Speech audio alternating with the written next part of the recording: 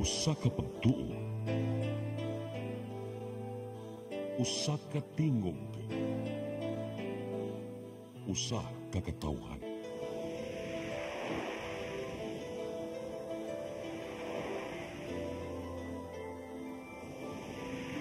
Cebu Catholic Television Network.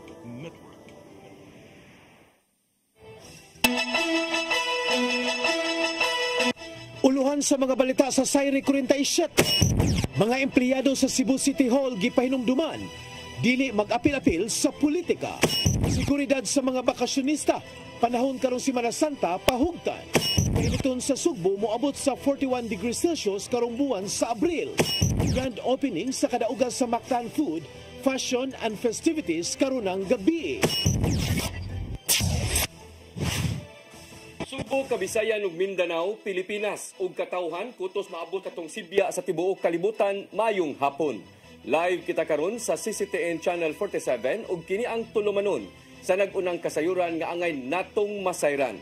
Ako si Dennis Tabar. Tulumanon sa patas ng mga balita ug opinyon. Ako si Danica Cabales. Kini ang Sayri 47.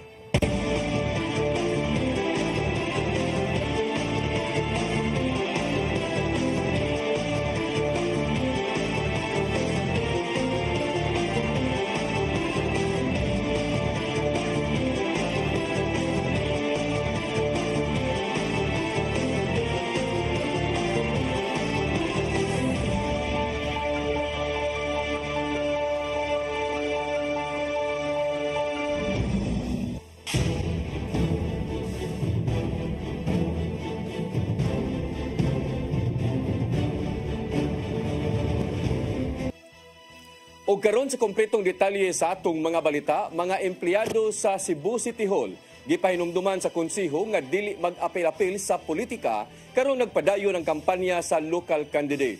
Gipalig-on ang maong lagda pinagi sa giduso nga resolusyon sa konseho. Ang kasayuran ihatod ni Mary Rose Sagarino. Gipahinumduman sa konseho sa syudad sa Sugbo ang mga empleyado sa Cebu City Hall nga dili gyud mag-apil-apil sa pamulitika. Ilabi na nga nagpadayon karon ang ting kampanya sa mga kandidatong magpapili sa mga local posisyon karong eleksyon. Gipaagi ang maong hangyo sa resolusyon nga giduso ni Consul Edgardo J.P. Labella II atol sa nakalabay nilang sesyon sa konseho. Ubos sa gilawatang resolusyon, kinahanglan magpabiling neutral ang mga empleyado sa City Hall ug likayan ang pagpang-impluwensya ngadto sa mga kliyente aron butaran ang kinsang kandidato. Pinasubay ang gilawatang lagda sa Local Government Code of 1991 o Code of Conduct alang sa tanang mga opisyal o trabahante sa gobyerno. Matud usab sa maong resolusyon nga kinahanglan malikayan ang pagpamulitika sa paghatag og serbisyo sa mga Sugboanon aron magpabilin usab ang kaligdong sa panggobyerno. Gipahinumduman usab sa maong lagda ang mga empleyado nga magatubang sila og silot kung mapamatud ang nakalapas sa mga lagda sa pamalaod sa Civil Service Commission o Commission on Elections. Maong gitahasan sa konseho ang tanang department heads o supervisor sa City Hall nga himuong strikto ang pagpatuman sa maong lagda. Sa nakalabay lang nga interview sa CCTN News Team ngadto sa CSC, may pasalig ang kadagkuan nga hatagan og due process ang mga sumbong nga madawat bahin sa giingong empleyado nga nag-apil-apil sa pamulitika ning panahuna. Mary Rose Sagarino, CCTN News. Kandidato sa pagkakongresista sa Pasig nakaangkon og daghang pagsaway tungod sa giingong pagbinastos ngadto sa mga single parent. Gawa sa Commission on Elections sa pinusab sa mga wala na lipay ang kadagkuan sa DSWD. Ang kasayuran ni hatod ni Gian Navarro. Minsan sa isang taon ang mga solo parent na babae na nireregla pa, malinaw, nireregla pa at nalulungkot. Minsan sa isang taon, pwede sumiping ho sa akin. Yun nung interesado, magpalista na ho rito sa mesa sa gilid. Kini mao ang mga gipamulong sa kandidato pagkakongresista sa Pasig City nga si Attorney Ian Sia atol siyang campaign rally ning Baguhay lang. Wala kini gikalipay sa mga netizens tungod lang sa gingong pagpakagamay o pagkaminos ngadto sa mga single parents. Tungod nini, dalig mi-issue og show cause order ang Commission on Elections ngadto kang siya pinagi sa ilang task force. Sud sa tulo ka adlaw, kinahanglang makadepensa si siya nganong dili siya ang ngayang kasuhan og election offense o di baka ma-disqualify sa gidaganang posisyon. Tungod kini sa nimong kalapasan, sa COMELEC Resolution number 11116 gidid-an ang pagpanaway ngadto sa mga marginalized sector sa katilingban diin lakip nini ang single parents. Kung mapakyas man siya sa pagtubag sa show cause order, mawagtangan siya og katungod sa pagdepensa ug hayan pasakaan siya og kaso. Usa sa mga wala nalipay sa giingong pagbinastos mao si Social Welfare and Development Secretary Rex Gatchalian. Sa iyang social media post, gipanawagan niya sa ubang mga kandidato nga kung mahimo, tarungon na lang unta ang pagdiskurso ngadto sa tanang tao sa higayong mangampanya. Maong dili gyud dimong usa ka matang sa pasiaw ang kahimtang sa mga single parents ug ubang anaa sa lisod nga kahimtang. Gipalanog usab ni DSWD 7 Regional Director Shalane Marie Lucero ang panawagan sa mong kalihim. Kay ang mga ana sa marginalized sector ilabi na katumakabus, adunay giagian sa ilang kinabuhi nga kinalang tagdon sa mga piniling opisyal sa gobyerno.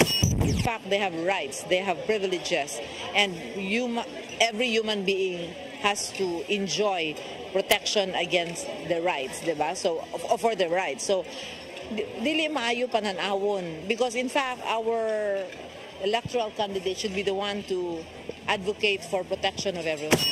Gian Navarro, CCTN News. Sa laing balita, pagpalabi sa fake news nga usab sa grabing pamulitika gikabalak-an sa religious watchdog nga mobantay karong eleksyon. Nanawagan usab sila sa mga butante nga gikinahanglang hinuklugan ang mga kandidato nga ilang butaran. Ang kasayuran ihatod pagbalik ni Gian Navarro. Usa sa mga gikabalak-an sa religious election watchdog nga Cebu Citizens Involvement and Maturation for People's Empowerment kon CCIMPEL mao ang pagtumaw karon sa fake news. Nasuta nila nga dala usab sa grabeng pamulitika sa isig kag kampo ang pagkuyanap karon sa mga sayop nga impormasyon ug ubang matang sa baka ilabi na sa online. Butang nga gikabalak-an kini silang Executive Secretary nga si Dorothy Maglasang ug nakaapekto sa mga desisyong himuon sa matag botante. Tambag niya ngadto sa mga Katolikong mubutar karong eleksyon nga magpabiling responsable ug maigmaton sa mga gipambasang impormasyon online. We can only teach them, we can only give them the values ba sa mga maayo unta nga botante, Kristohanong botante nga maka huna-huna sila nga ang ilang boto alang sa kausaban sa katilingban sa politikanhong kausaban ba. Katuig nang nalakip si Maglasang sa CCIMPEL, mong dabantayan niya ang kabag-uhan sa opinyon sa katawhan matag eleksyon. Hinuon gihangop ni Maglasang ang pagpaningkamot sa mga hingtungdang otoridad aron pagsumpo sa misinformation ug disinformation. Kinanglanon among pagsulbad aron magpabilin ang hustisya ug kaangayan sa tanang mga botante. Susi lang sila, magpakisusi ug maayo sa tinuod nga mga kabot nila gyud ang kamatuoran ug hustisya alang sa politikanhong kausaban sa atong komunidad dinhi sa Cebu ug sa atong nasod. Danang ikalipay sa Commission on Election 7 ang gihimong lakang ilabi na sa National Bureau of Investigation. Subay kini sa tingwang panubagon ang mga responsable sa pagguba sa pangunahuna sa katawhan pinaagi sa fake news. We are really closely coordinating with the PNP of practically the members of the Joint Control Security Center para ma-case build up namon o samtang mapantaan na ito o gigong pagpasakan sa sumbong batok ng pakatap sa mga fake news. Apil sa mga isyu nga digid mawala sa mga panahon mao ang pinalitay ug pagbaligya og boto. Hinungdan nga subsob ang voters education karon sa CCIMPEL ngadto sa matag distrito ug parokya dinhi sa Sugbo. Awhag ngadto sa mga Katoliko nga pilion ang mga kandidatong adunay maayong konsensya ni hugot nga pagtuo ngadto sa Ginoo ug andam manubag sa iyang responsibilidad ngadto sa palibot. Nito gihapon nga iboto siya tungod kay ang usa ka maayo nga boto alang sa maayo nga pangangamhanan. CCTN News. Wala gikalipay ni Pamplona Mayor Janice Degamo ang pagdumili sa nasod sa Timor-Leste aron pabalikon sa Pilipinas si kanhi Negros Oriental Representative Arnie Teves. Si Teves mao ang gipasanginlang utok sa pagpatay kang kanhi Negros Oriental Governor Ruel Degamo niadtong Marso 2023 ug gitanggong nakaron sa maong nasod. Sa miaging buwan, gitugutan sa Timor-Leste ang pag-apilar ni Teves aron dili siya ipaubo sa extradition ug hayan padayunon ang pag-atubang sa kaso dinhi sa Pilipinas. Nasakitan mismo ang biyuda sa kanhi gobernador dungan sa katingalahan nganong gibuhat man kini sa kagamahanan sa silingang nasod. Dugang pa ni Degamo nga gipasaligan sila sa kagamahanan nga maduso na ang ilang pag-apilar bahin sa gidangatan ni Teves. We are still hoping, as promised, na government will not stop until the mastermind will be brought home and become answerable to the crimes they committed. That was the last time we sent our lawyer in Manila. That was what they told us, that an appeal is on its way.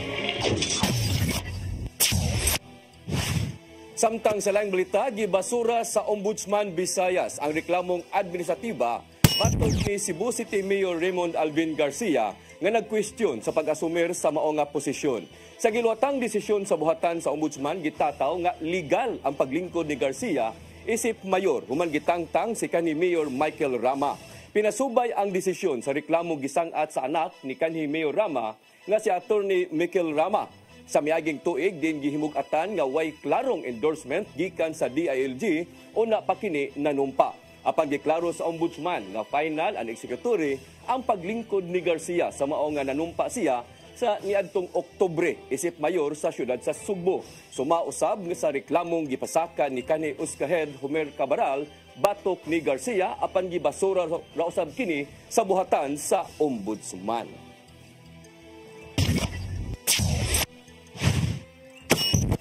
Musunod, seguridad sa mga bakasyonista panahon sa Semana Santa, pahugtan. Kanaog daghan pa mga balita sa pagbalik sa Sayre 47.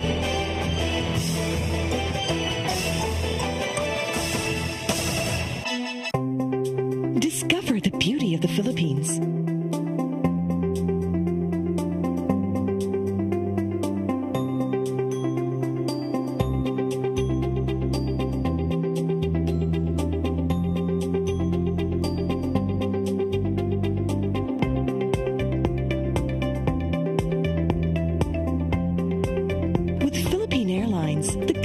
Flag carrier.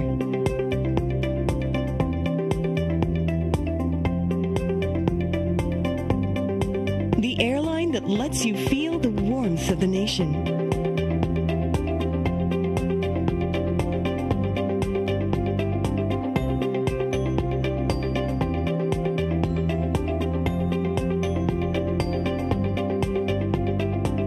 Mabuhay.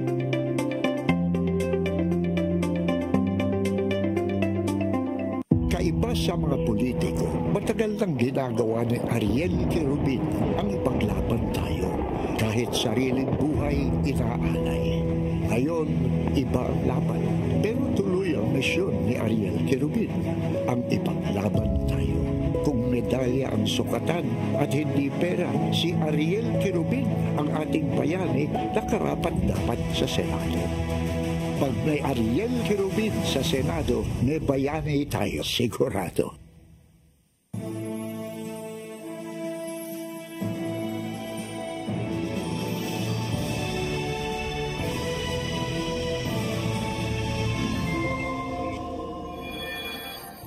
Sige, sa to ba? Nagmahay ka nga, nabingyo ka. Wala akong nagmahay. You want to eat now, madam? Where did you get this? Where? Madam! Sir, give me this one, madam. Let go, Tawa. No, madam, please. Please, away me, madam.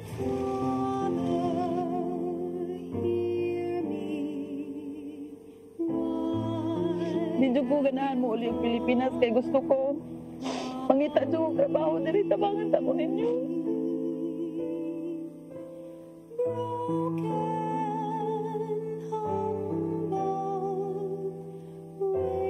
Waiting, hope for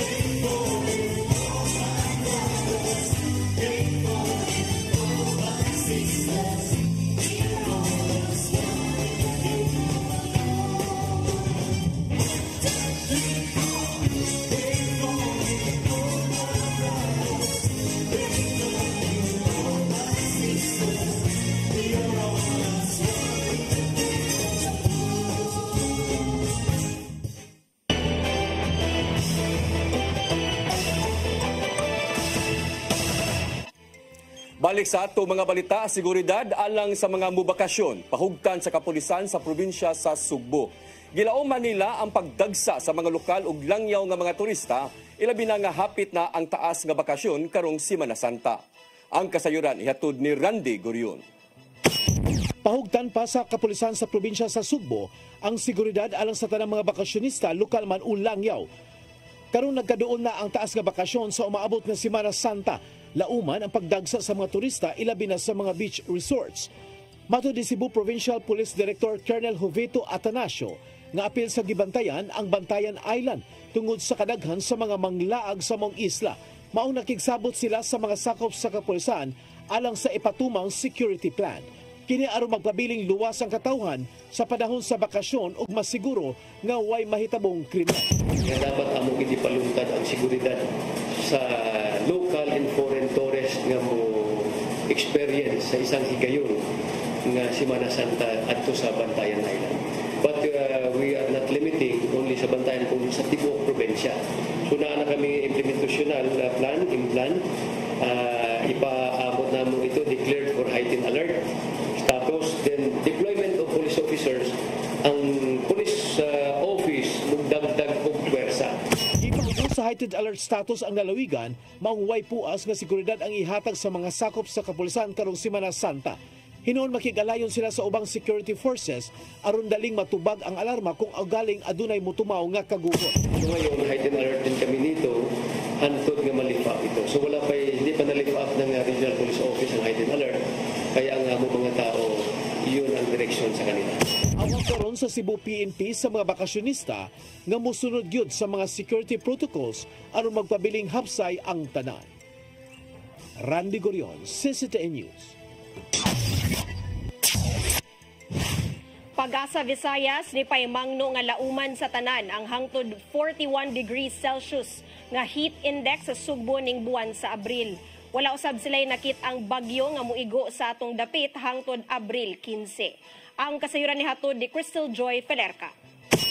Natagamtaman na sa mga Sugboanon ang nagkainit na nga panahon karong naa na ang nasod sa dry season. Sa nahimong pagbana-bana sa Pag-asa Visayas, moabot sa 36 degrees Celsius hangtod sa 41 degrees Celsius ang heat index ug gibating kainit sa panahon ning buwan sa Abril. Samtang posible usab nga moabot sa 42 degrees Celsius ang matagamtamang kainit inig abot sa buwan sa Mayo. Matod ni Pag-asa Visayas Chief Engineer Alfredo Kiblat nga dili gyud kakumpiyansahan sa tanan ang nagkagabing kainit nga makaapekto sa panglawas. Kanang relative immunity mo na itiman-an nato, mo na siya gitawag atong alimuot, kanang alingasag sa Tagalog. So the water content of the air, mutaas gana, mutaas po ng heat index. Dugang panikiblat nga sa mosunod nga duha ka semana walay bagyong gimonitor ang Pag-asa Visayas nga moigo sa nasud. Tungod niini, mipahinumdum siya sa tanan nga mosanong gyud sa tambag gikan sa mga tinugyanan sa panglawas aron kalikayan ang heat stroke. Sama lang kini sa pag-inom og daghang tubig, paggamit og sunblock ug pagpasilong una sa mas landong nga dapit. Awhag usab ni kiblat sa mga LGU nga padayunon ang pag-edukar sa katawhan unsay mga angayang buhaton aron dili himoong komplikado ang kahimtang sa lawas tungod sa grabing kainit. Matay makuha ang information from the website o Pag-asa, yung weather, tapos may icon doon na heat index. Doon ay mga instruction dito. Andiyan mga preventive measures nga atong mga buhaton. So dissect, isabwag ni sa mga LGU to their constituents. Crystal Joy Felerca, CCTN News. Sa laing balita, pipila ka mga tunghaan sa dakbayan sa Mandawi mopahigayon sa ilang graduation sa mall ingon man sa City Sports Complex. Kini tungod sa kadaghan sa mga graduate o gakuwang na ang venue. Ang kasayuran ihatod ni Mary Rose Sagarino. Karong Abril 14 ug 15 ang graduation ug moving up ceremony sa mga pampublikong tunghaan sa syudad sa Mandawi. Sagad nila mopahigayon sa graduation ngadto ra sa gym sa ilang eskwelahan. Apan pipila ang nipahibaw nga sila mopatuman niini sa City Sports Complex ug sa mall. Lakip ang Mandawi City Central School Special Education Center ang mopahigayon sa graduation sa Pacific Mall, samtang ang Mandawi City Comprehensive National High School sa City Sports Complex. Tungkuhan na itong state school, wala ko sa area nga. So, ito sa Pacific Mall, ang compre tungkol sa katako sa niya, at kailangan dahil kay mag-graduate sa kanyang high school, kanyang high school, at ito sa kitawag sa complex. Alang sa mga tunghaan nga mapahigayon sa graduation ngadto sa ilang gym, matud ni Espina nga ang schedule ipahigayon sa hapon nga dili na kaayo init ang panahon. Dahil response sa local school board, hindi lang tawag graduation o kitawag na 10 to 12 noon kay tungkol sa kain sa panahon. Ang Mandawi adunay 49 ka pampublikong tunghaan sa elementarya ug high school. Moabot sa 80,000 ang tinunan sa syudad. Duha ka buwan ang bakasyon sa mga tinunan ug mobalik sila sa Hunyo 16. Ibalik na sa DepEd ang klase sa kaniadto nga school calendar gikan sa Hunyo ngadto sa Marso. Subay na usab sa kamanduan ni Presidente Bongbong Marcos. Kini aron malikayan ang pagkanselar sa klase tungod sa grabing kainit. Mary Rose Sagarino, CCTN News. Gireport sa Philippine Statistics Authority nga nagkaanam og hinay ang inflation rate sa Pilipinas ngadto sa 1.8% niadtong buwan sa Marso. Mas ubos kini itandi sa 2.1% ka inflation kung nahimong dagan sa presyo sa mga palaliton niadtong Pebrero sa susamang tuig. Mato di National Statistician Claire Dennis Mapa nga pipila sa mga nagtukmod sa pag-ubos sa inflation rate mao ang pagkaon og plitihan sa mga pampublikong sakyanan. Samtang nakita ni NEDA Secretary Arsenio Balisacan nga resulta kini sa nahimong pagpaningkamot sa gobyerno aron dili mapalabi ang pagsaka sa presyo sa mga nag-unang palaliton. Padayunon hinuon nila ang monitoring sa mga palaliton, ilabi na nga gilauman ang mamahimong pagsaka sa bayranan sa kuryente karong nagkainit na ang panahon. Samtang sa laing balita, mga LGU o ubang stakeholders gipasidunggan sa Department of Social Welfare and Development 7 sa ilang ika-74 nga anibersaryo. Giilan nila ang mga pagpaningkamot aron matabangan o kalampos ang mga marginalized sector. Ang kasayuran ihatod ni Gian Navarro. Isip pagsaulog sa ika-74 nga anibersaryo sa ahensya, tuyong gipasidunggan sa Department of Social Welfare and Development 7 ang mga stakeholders ganiabag kanila. Atol kini sa panatak o sa bayan kung pagkilala sa natatanging kontribusyon sa bayan awarding ceremonies. Gila nila ang mga local government units, non-government organizations, people's organization o ubang sektor. Gipasabot ni DSWD-7 Director Shalane Marie Lucero nga sila ang mga niabag sa ahensya aron pagpatuman sa mga programa nga makatabang ngadto sa mga kabus ug ubang tawo. Gikan kini sa listahanan for peace ug uban pang mga programa. So we give recognition in terms of how they have also fully utilized like our listahanan. We give them support or awards as regards to how they have implement programs and services that are aligned with the standards of the DSWD. Ikalipay sa mga opisyal gikan sa managlaing LGU ang nadawat kapag ilagikan sa DSWD-7. Sama na lang sa lungsod sa Pamplona, Negros Oriental tungod sa nimong pagpatuman sa Pantawid Pamilyang Pilipino Program. Over the years that I am First Lady of the province, wife of the late Governor for 11 years, and 9 years as Municipal Mayor, I can only express my gratefulness to DSWD for assisting our people, no, the last and the least in the community. Nag-work together, good me. Apinisap ang lungsod sa Tuburan sa Midwest Cebu tungod sa Sustainable Livelihood Program gikan sa ahensya. Ato na lang gi-encourage nato atong gihangyo ang atong mga kaigsuonan negosyante labi na ang atong membro sa Cebu Chamber of Commerce nga unta para doon namin value chain nga ang among produkto sa Tuburan gikan sa atong Sustainable Livelihood Program nga dunay mupalit no diri sa atong syudad. Pareho sa ilang gidawat ang Good Convergence Initiative gikan sa DSWD-7 tungod sa mga programang nahaom usab sa mga inisyatiba sa ahensya. Lakip usab sa gipangatagan ng pag-ila ubos sa Gawad Ulat Award sa Panata ko sa Bayan mao ang pipila ka masakop sa media. Apil mismo ang inyong alagad sa CCTN 47 sa mga natagan ubos sa Most DSWD Supportive Reporter sa broadcast media. Gipasalamatan hinuon ni Undersecretary Alan Tanhusay ang mga stakeholders tungod sa pag-abag sa mga kabus ug uban pa napamatud-an hinuon among matang sa tabang sa higayong adunay emergency sa palibot. It is in the spirit of gratitude that we present the Panata Awards, a symbol of the DSWD's deep appreciation for your unwavering commitment to our country's development and social welfare. To us, you are not just collaborators. You are our trusted allies and valued friends in pursuit of a better and more inclusive future for all. Paro, CCTN News.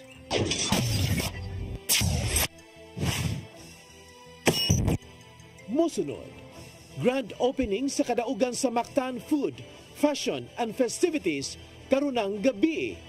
Kanaog daghan pa mga balita sa pagbalik sa Sayre 47.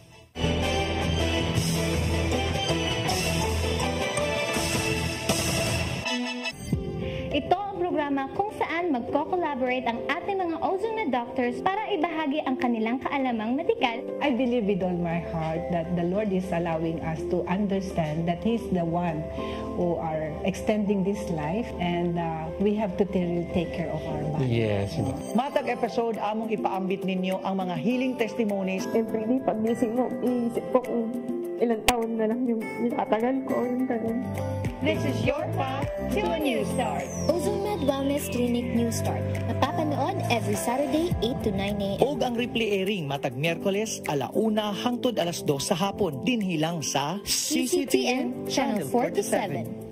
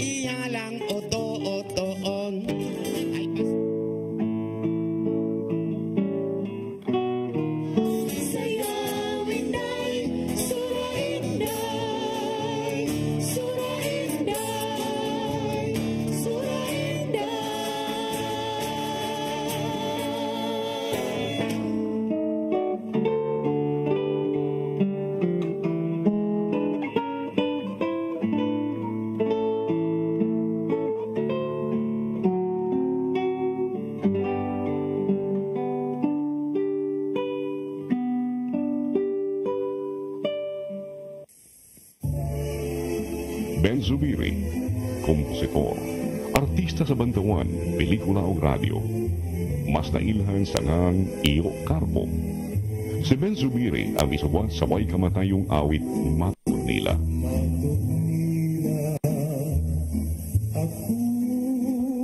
Alang sa uban, ang Matud Nila usa ka cultural anthem sa mga Cebuano. Gawa sa Matud Nila, si Ben Zubiri usab ang isuwat sa mga immortal nga awit sama sa ikaduhang bathala. Alma Bonita, ang palad ng buo, gugmang gipati ko, pasayawa kuday. Si Ben Zubiri namatay niya atong 1969. Apan ang iyangan, buhi kanunay sa kasing-kasing sa mga taong padayong nag-awit sa iyang mga komposisyon. Ben Zubiri, garbo sa Subo. Subo ano ni?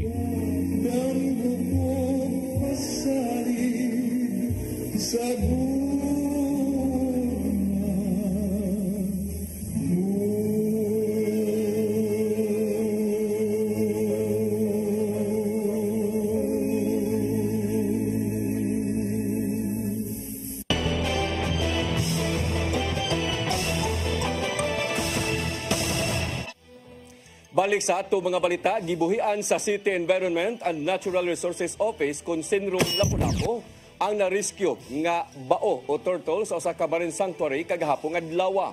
Aduna kini gilapdon nga 24 cm o gitas-on nga 26 cm.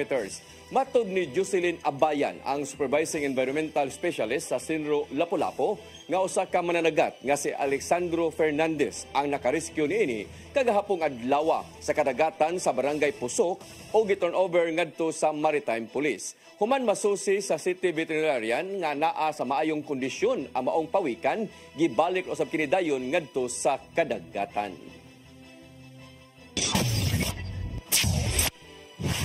Ipahigayon karong gabi ang grand opening sa kadaugan sa Mactan Food, Fashion and Festivities sa Mactan Shrine, Lapu-Lapu City. Matod ni Gary Lau, ang officer in charge sa City Tourism Office, nga 49 ka mga exhibitors ang musalmot sa maong kalihukan. Karong tuiga, dili lang mga pagkaon ang ipang display, apan nagkadaiyang mga produkto tungod kay dili na lang mga food stalls ug mga hotels ang moapil. Apan lakip na usab ang mga barangay ug ang ilang mga gipasigarbo mao'y ilang ipang display. Ang maong kalihukan subay kini sa maabot nga kadaugan sa Mactan karong Abril 27. Samtang sa laing balita, annex building nga extension sa Mandawi City Hall gitinguhang mahuman sa dili pa ang pista sa syudad sa Mandawi sa Mayo, kung sa buwan sa Mayo. Kini ang muhikling sa nagkadaiyang buhatan sama sa Human Resources Management Office. Ang kasayuran ihatod ni Mary Rose Sagarino. 90% na nga kompleto ang annex building nga extension sa Mandawi City Hall. Ang annex building na himutang luyo sa City Hall o gilauman nga mahuman sa dili pa ang pista sa syudad sa Mayo 8. Matud ni Attorney Jamaal James Kalipayan, ang Mandawi City Administrator, nga magkinahanglan na lang kini og gamay nga pag-furnish og connection sa kuryente sa VECO. I think because of the new requirements sa power, kinahanglan jud ta og magpuno og katong capacity niya sa electrical.